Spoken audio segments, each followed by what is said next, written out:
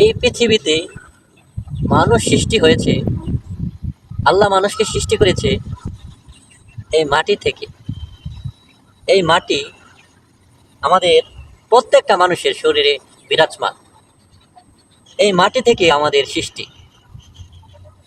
আল্লাহ কত নিখুঁতভাবে আমাদেরকে সৃষ্টি করেছেন।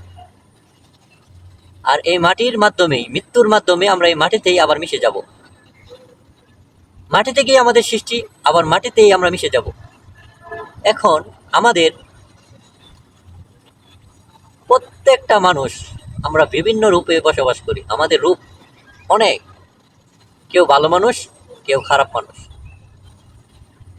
এই মানুষগুলো আমাদের মানুষের বহু রূপ, আর এই রূপ মানুষকে বিভিন্ন রূপে পার্থক্য করে।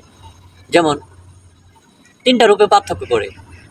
1 হলো অহংকারী, 2 হলো লোভী, 3 হলো হিংসুটে, 4 হলো দাম্ভিক।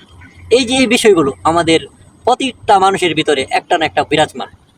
আমাদের এই জিনিসগুলো আমাদের দিল থেকে বের করে আমরা সুন্দর মানুষে পরিণত হতে পারলে আমাদের দুনিয়া এবং আখিরাতে জীবন সুন্দর হবে।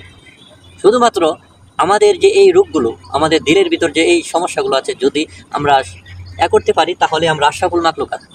আর আমরা মাটি থেকেই সৃষ্টি, আবার মাটিতেই চলে যাব। তাই আসুন আমরা সুন্দর মনের মানুষ হয়ে আমরা মাটির মাধ্যমে আবার মিশে যাব ইনশাল্লাহ, মৃত্যুর মাধ্যমে।